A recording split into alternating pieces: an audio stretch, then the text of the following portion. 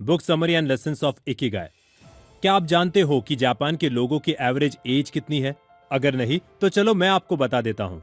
Japan के लोग on average 100 साल से ऊपर जीते हैं। आपकी जानकारी के लिए बता दूं, जापान के ओकिनावा आइलैंड पर रहने वाले 1 लाख लोगों में से ऑन एवरेज 24.55% लोग 100 साल की उम्र से ज्यादा के हैं। ये वास्तव में पूरी दुनिया से काफी ज्यादा है। यहाँ तक कि जापान का ओगिमी नाम का गांव सबसे लंबी उम्र का गांव के नाम से जाना जाता है, क्योंकि यहाँ पर सभी लोगों की उम्र ज्यादा है। अब इन सभी बातों को सुनकर आप ये सोचने पर मजबूर हो गए होंगे कि आखिर कौन सी ऐसी राज है जिसकी वजह से यहाँ के लोग इतनी ज्यादा जिंदगी जीते हैं। आखिर जापान के लोगों के पास ऐसी कौन सी बूटी है जिसे खाकर ये बूढ़े ही नहीं होते हैं। ये सब डिस्कस करेंगे आज की बुक में। जापान के लोग जीने के लिए एक फॉर्मूला यूज करते हैं जिसका नाम है इकिगाई, जीने की वजह, रीजन फॉर लाइफ। जापानीज लोगों का मानना है कि आप इस दुनिया में कोई ना कोई खास काम करने के लिए आए हो, और अगर आप अपनी लाइफ में वो काम नहीं करते हो तो आप पूरी लाइफ स्ट्रेस में रहोगे और आपका किसी और काम में दिल भी नहीं लगेगा।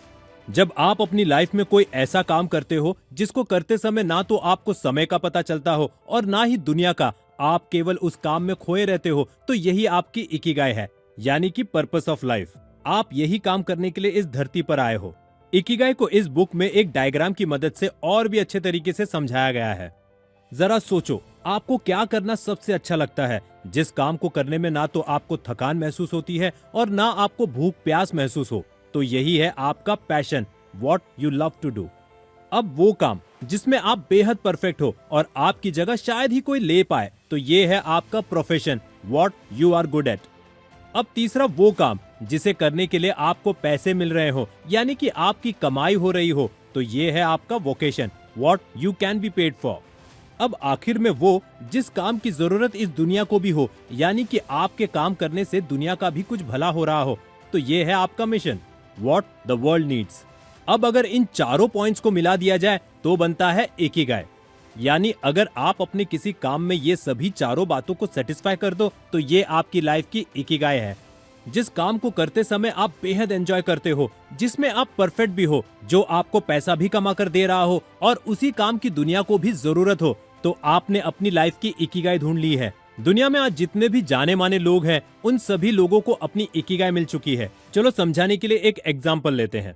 देश में सबसे बड़े कॉमेडी आर्टिस्ट का नाम अगर कोई पूछ ले तो शायद कोई कपिल शर्मा के अलावा कोई और नाम ले।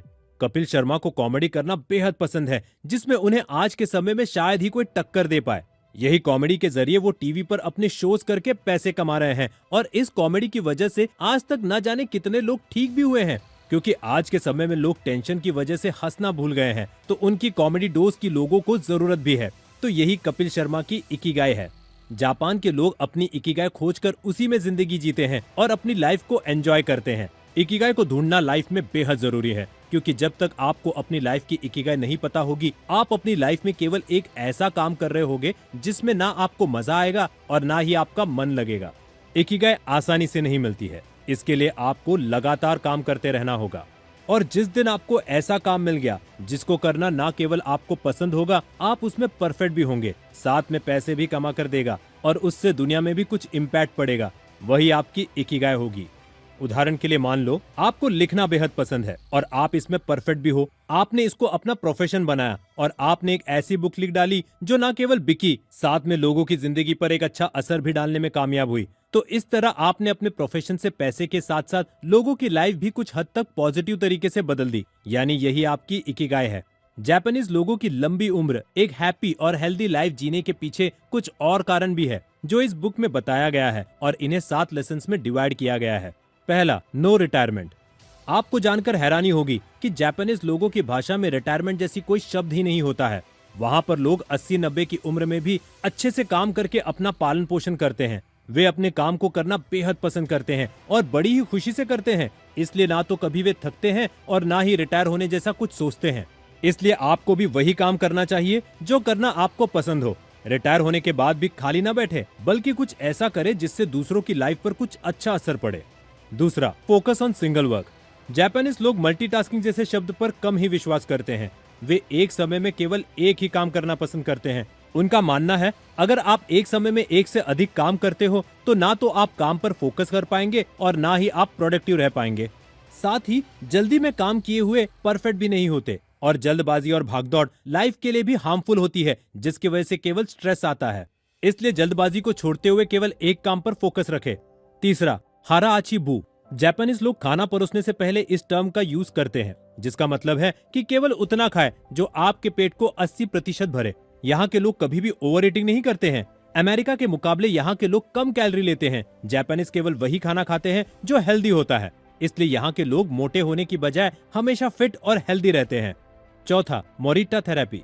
मोरिटा थेरेपी जापान में एक तरह का स्ट्रेस फ्री लाइफ जीने का मंत्र है, जो लोगों को स्ट्रेस से दूर रखती है। जापान के लोगों का मानना है कि स्ट्रेस आपकी उम्र को कम कर देती है। स्कूल गए तो एग्जाम का टेंशन, ऑफिस गए तो वहां पर वर्कलोड, इसी तरह पूरी लाइफ बीत जाती है। मोरिटा थेरेपी एक तरह का मेडिटेशन है। इसको करने के लिए आप एक जगह पर शांत बैठ जाए, अपनी आंखें बंद करें और जो भी विचार मन में आ रहे हैं उनको आने दे और उनको एक्सेप्ट करें। अब अपने दिमाग को पॉजिटिव थॉट सोचने में लगाए। इससे आपके सभी नेगेटिव थॉट्स पॉजिटिव हो जाएंगे और स्ट्रेस भी कम होगा। उदाहरण के लिए, जैसे आपका किसी से झगड़ा हो गया है तो आंख बंद करके उस झगड़े के बारे में सोचे। फिर सोचे कि अब झगड़ा खत्म हो चुका है और आपके मन में कोई भी बदले की भावना नहीं है, आपने उसे माफ कर दिया। अब हम अच्छे दोस्त बनकर रहेंगे। इस तरह आप एक नई शुरुआत कर पाएंगे जो आपकी सेहत के लिए काफी अच्छा रहेगा, क्योंकि अब आपके मन में कोई भी बदले की भावना नहीं है और ना ही कोई स्ट्रेस है। आपको भी सोने से पहले और सुबह उठकर ये एक्सरसाइज करनी चाहिए। इसका फर्क आप खुद अपने अंदर महसूस करेंगे। पांचवा, रेडियो टाइसो। जापान के लोगों को एक ही जगह घंटों बैठकर काम करना बिल्कुल पसंद नहीं है। अगर आप उन्हें देखेंगे तो आप उन्हें हमेशा चलते फिरते ही पाएंगे। वे ज्यादातर पैदल चलना ही पसंद करते हैं। जापान में 50 साल से सुबह शाम टीवी पर शो के जरिए कुछ एक्सरसाइज करवाई जाती है। इसी को रेडियो टाइसो कहा जाता है। जापान का हर व्यक्ति सुबह काम करने से पहले रेडियो टाइसो करता है। वे ज्यादा समय एक ही जगह पर नहीं बैठे रहते हैं, कुछ समय बाद अपनी सीट चेंज करते रहते हैं और अक्सर चलते फिरते रहते हैं। तो अब आप भी एक जगह पर बैठना छोड़ दो और अपने डेली रूटीन में चलना फिरना ऐड करो। छठा, वाबी साबी। वाबी साबी, जिसका मतलब है ब्यूटी इन इम्परफेक्शन। ये एक जापानीज टेक्निक है। जापान के लोगों का मानना है कि सुंदर चीजें हमेशा इम्परफेक्ट ही होती है, इसलिए वे इम्परफेक्ट चीजों में भी इतनी खूबसूरती ढूंढ लेते हैं कि उससे क्लोज हो जाते हैं। इसलिए जापान के लोग नेचर के काफी करीब होते हैं। वे अपना ज्यादातर समय नेचर के करीब ही बिताते हैं। आज जापान एक सुपर पावर है जो अमेरिका जैसे देशों को टक्कर देता है, लेकिन हफ्ते में एक दिन वे सभी टेक्नोलॉजी से दूर नेचर के साथ रहते हैं। ऐसा वहाँ नियम है। तो अगर आप भी सुंदर, हेल्दी और हैप्पी लाइफ जीना चाहते हैं तो टेक्नोलॉजी से दूरी बनाकर नेचर के करीब जाए। सातवां, गिव थैंक्स। जापान के लोग हर छोटी छोटी बातों पर थैंक्स बोलते हैं। उनका मानना है कि what goes around comes around, मतलब आप जैसा लोगों को देते हैं वही आपके पास लौट कर आएगा। इसलिए अगर उन्हें किसी से मदद मिलती है तो वो थैंक्स बोलना नहीं भूलते और साथ ही नेचर को भी ग्रेटिट्यूड करते हैं, जिसकी वजह से उनकी लाइफ में खुशी बनी ही रहती है। इसलिए आप भी अपने दिन में कम से कम एक बार नेचर को ग्रेटिट्यूड जरूर करें, क्योंकि आप नेचर को जब भी सभी चीजों के लिए थैंक्स करोगे तो आपसे वही चीजें अट्रैक्ट होकर और ज्यादा आपके पास आएगी। इसलिए कहते भी हैं कि हमें कभी भी अपने दुखों के बारे में ज्यादा सोचकर दुखी नहीं होना चाहिए, क्योंकि जितना ज्यादा दुख के बारे में सोचोगे तो हमारी लाइफ में उतनी ही ज्यादा सैडनेस आएगी। तो दोस्तों, उम्मीद करता हूँ कि आपको इकिगाई बुक की समरी पसंद आई होगी और इसके लेसन्स को आप अपनी लाइफ में भी इम्प्लीमेंट करोगे। बुक का लिंक आपको वीडियो डिस्क्रिप्शन में मिल जाएगा। वीडियो अच्छा लगे तो लाइक, शेयर एंड सब्सक्राइब, और इसी तरह के बुक समरीज और लाइफ लेसन्स के साथ मिलते हैं नेक्स्ट वीडियो में। Thanks for watching.